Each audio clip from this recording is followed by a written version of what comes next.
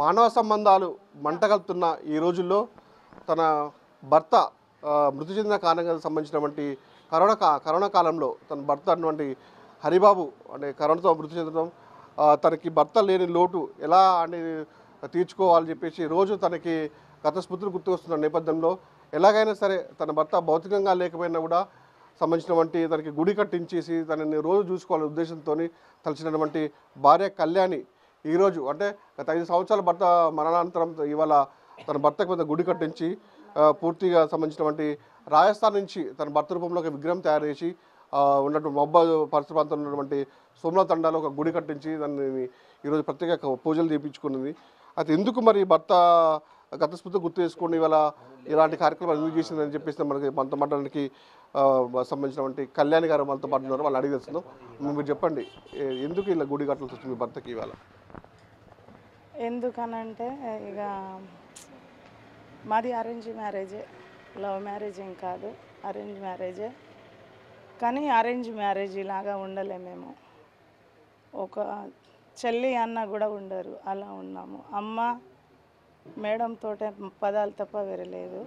ఇంకోటి ఏంటంటే కంటికి రెప్పాల కింద పాదాలు పెడితే కందిపోతాయి అన్నట్టుగా చూశాడు. తనకు నేను, నాకు తను.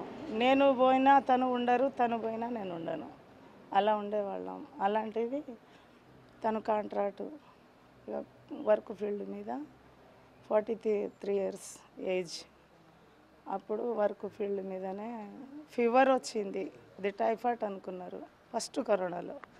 కానీ అది కరోనా కాదు అని మాకు తెలుసు.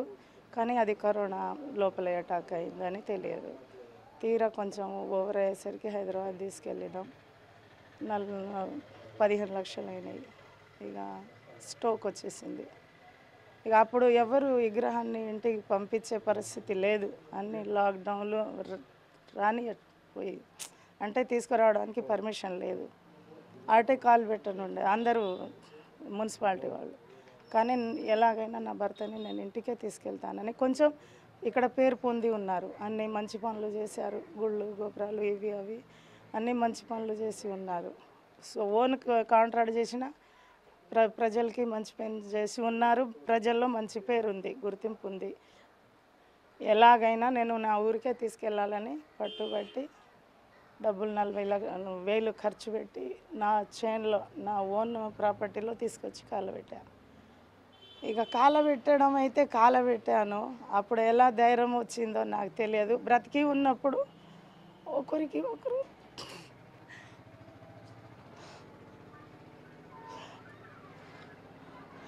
మీరు లేకపోతే నేను ఉండను, నేను లేకపోతే నువ్వు ఉండనని మాట్లాడుకునే వాళ్ళం. నేను ఎలా దానం చేశానో నాకు తెలియదు. దానం చేశాను. తర్వాత అర్థమవుతుంది నహరి ఏడి, నహరి నా నుంచి దూరం అయిపోయాడు. 1 ఇయర్ దాకా కోమలం లెక్కున్నా. ఇక మా అక్కగారి కొడుకు, మా అన్నయ్య కూతురు, మా తరపున మా బావగారు అందరూ నా తోడుండి కంటికి రెప్పలా చూసి 5 నెలలు స్లీపింగ్ టాబ్లెట్ ఇచ్చారు. నహరి కనబడాలి తాపతన ఎలాగైనా విగ్రహం రూపంలో చూసుకో, విగ్రహం కూర్చోబెడదామని కొంచెం టాక్ తీశారు వీళ్ళు.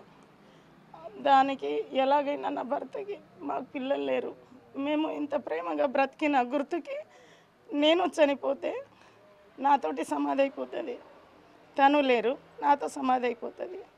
అవ్వకూడదు, నా భర్తని నిలబెట్టాలి. పిల్లలు లేని ప్లేస్లో నా భర్త ఇంకా కొన్నాళ్ళు బ్రతకాలి ప్రజల్లో అని పట్టుబట్టి ఎన్ని కష్టాలు వచ్చినాయో, నాకు అడ్డంకులు వచ్చినాయి. అమౌంట్ లేక వీళ్ళు వాళ్ళు అంటే చాలా ఇబ్బందులు పెట్టారు. ఫస్ట్ ఒకటి చెప్పించా, అది కొంచెం పేస్ రాలేదు, అది వదిలేసా. మళ్ళీ అంతకుముందు ఆగ్రాలో చెప్పించా. గుండెలో నీళ్ళన్నీ ఎనికిపోయినాయి. ఇప్పుడు అంతకుముందు ఆగ్రాలో చెప్పించా, 2 లక్షలు వదిలేసా. మంచికి రాలేదని మళ్ళీ రాజస్థాన్ వెళ్ళా. రాజస్థాన్లో చేపించా 5.5 లక్ష. ఇప్పుడు తీసుకువచ్చి నా శాయశక్తితో ఎన్ని కష్టాలు వచ్చినా నిలబెట్టాలి. ఎవరు ఏం చేసినా సావనైనా సస్తా, నిలబెట్టిన మరో రోజే సస్తా, కానీ నిలబెట్టాలి అనేసి నేను నా భర్త మూర్తి చేపించుకున్నాను. 2 లక్షలు ఇప్పుడు అన్ని కార్యక్రమాలు. అంటే అమ్మ ప్రస్తుత రోజుల్లో అంటే భర్త చనిపోయిన రోజుల్లో కూడా మళ్ళీ వివాహం చేసుకున్నాను కూడా కొంతమంది ముందుకు వస్తుంది. ఈ రోజుల్లో కూడా భర్త చనిపోయినా కూడా వీళ్ళని విగ్రహం పెట్టాలనేసి మీ ఆలోచన ఎలా అనిపించింది? చెప్తున్నాను కదా, నాకు పిల్లలు లేరు, మేము ఒకరికి ఒకరం ప్రాణంగా బ్రతికినాం. నా భర్త ఊళ్ళో మంచి పేరు పొంది ఉన్నారు, అంటే పేరు ఉంది. ఆ పేరు తను లేరు, ఇప్పుడు నేను లేను, పోతుంది. విగ్రహం పెడితే నాకు పిల్లలు ఉన్నారనుకో, హరిబాబు పిల్లలు, హరిబాబు ఆ మంచి చేశాడు ఈ మంచి చేశాడు, హరిబాబు పిల్లలని గుర్తిస్తారు. హరిబాబు లేడు కదా, నేను లేను కదా, సమాధి అయిపోతుంది. కొన్నాళ్ళే గుర్తుంటాయి చేసినాయి, కానీ ఇది ఉంటే దీంతో పాటు ఆ పని వర్క్ చేసిన మంచితనము దీన్ని చూసినప్పుడల్లా గుర్తొస్తుంది. నా తనంతరం కొన్ని రోజులన్నా నా భర్త పేరు నడవాలని నేను శాశక్తితో పట్టుబట్టి కూర్చోబెట్టాను. ఈరోజు చేసిన కార్యక్రమాలు ఏం చేస్తున్నారు? వాళ్ళ చుట్టూ బంధువులందరూ పిలిపించుకొని కార్యక్రమం చేస్తున్నారు. బంధువులన్నీ పిలిపించుకొని ఏం చేశారంటే హోమము యజ్ఞం చేపించి హోమం 3 రోజులు. ఇప్పుడు మీకు ఎవరు చెప్పారో నాకు తెలియదు. 3 రోజుల నుంచి యజ్ఞము హోమాలు 5 అయ్యగారులు అన్నీ చేసి ఇవాళ కూర్చోబెట్టడం అయింది. ప్రాణ ప్రతిష్ఠ చేయడం అయింది. కొంచెం ఆగితే అందరూ ఎమ్మెల్యే గారు అందరూ వస్తారు. ఇక అన్నదానము, ఎందుకంటే కూర్చోబెట్టాను, అన్నదానం ఖచ్చితంగా చేయాలి. 1000 మందికి అన్నదానం. ఇది విన్నారు కదా, సంబంధించినటువంటి భర్త చనిపోయిన సందర్భంలో కూడా అంటే గత 3 రోజుల నుంచి కూడా ఈ విగ్రహ ప్రాణప్రతిష్ఠకి మొత్తం 3 రోజుల నుంచి ప్రత్యేక పూజలు చేస్తున్నారు. అయితే ముఖ్యంగా తనకి పిల్లలు లేకపోయినా కూడా తన భర్త కూడా అంటే మరణించినా కూడా తన భర్త రూపం బతికుండాలని చెప్పేసి, తను చనిపోయినంత కూడా తన భర్త జ్ఞాపకాలు కూడా ఊరికి ఉండాలని చెప్పేసి మొత్తం ఇక్కడ విగ్రహం ప్రతిష్ఠ అని చెప్పేసి ఆమె అన్నిటి కార్చుకుంటూ చెప్తున్న పరిస్థితి ఉంది. అంటే రానున్న రోజుల్లో కూడా తన భర్త జ్ఞాపకాలు బతికే ఉండాలని చెప్పేసి అంటుంది భర్త భార్య కళ్యాణి. ఇది ఇక్కడ పరిస్థితి. నిరంతర మధుబిగ్ టీవీ, మహబూబాబాద్.